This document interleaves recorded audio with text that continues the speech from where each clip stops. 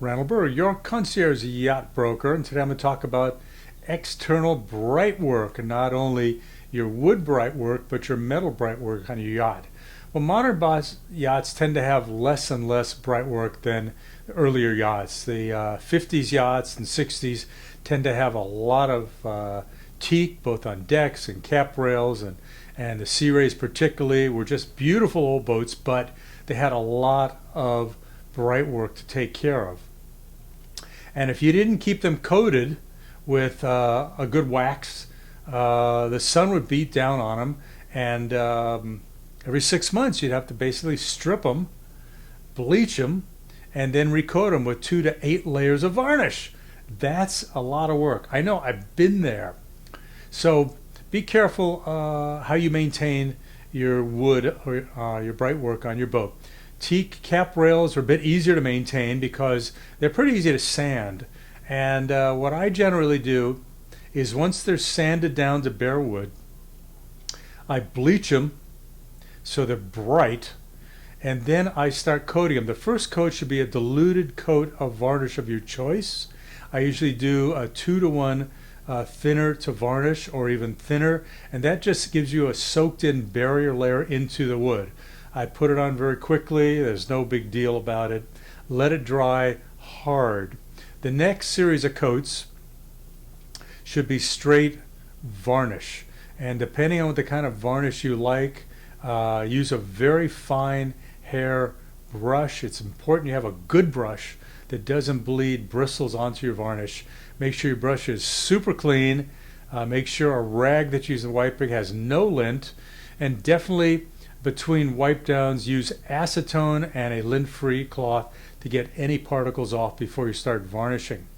With that said, you'll apply the second coat of full varnish, let it dry, do a very light sand. We're talking about 300 grit, 400 grit, super light sand that just breaks the edge.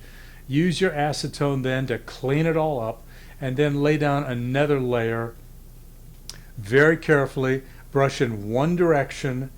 Keep your brush wet when you're brushing. Always extend a brush length, and you'll get, I mean, it's not hard, you'll get to use it. It's really actually a very fun thing to do.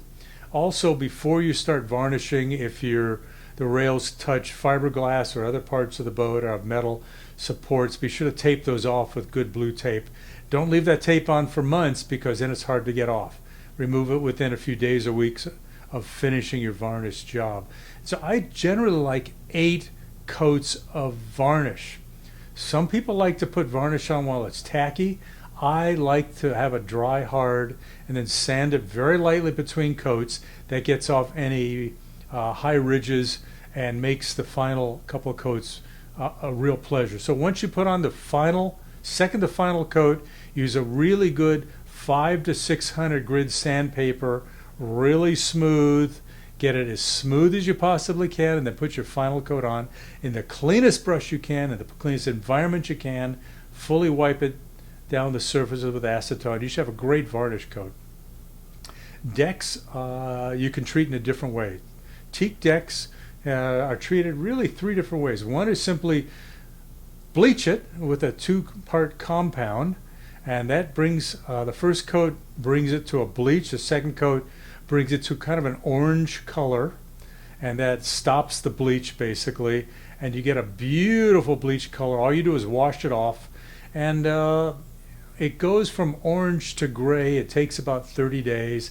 After 30 days, take your deck brush and water and just start scrubbing it, and that generally brings it back to the orange color.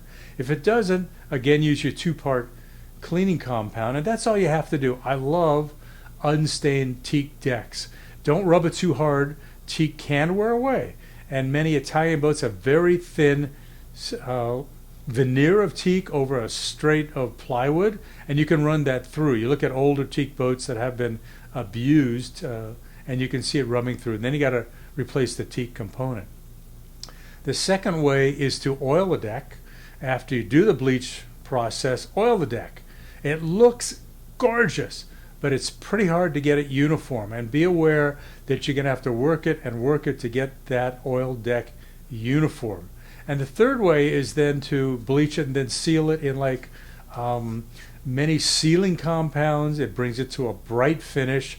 I'm not a huge fan of that, but it's a low maintenance option. If you have a charter boat, for example, and have lots of people coming on board, many people do that. The fourth option is replace your teak with an artificial teak, and you'll have to look at the costs versus maintenance and repair of your teak deck. But the new artificials are looking really good, and many new manufacturers now are supplying boats with the artificial teak decks. Let's take a look at your metal on board, your stainless, your aluminum, your window trims. Well, let's start with window trims. If it's not stainless, it's probably anodized.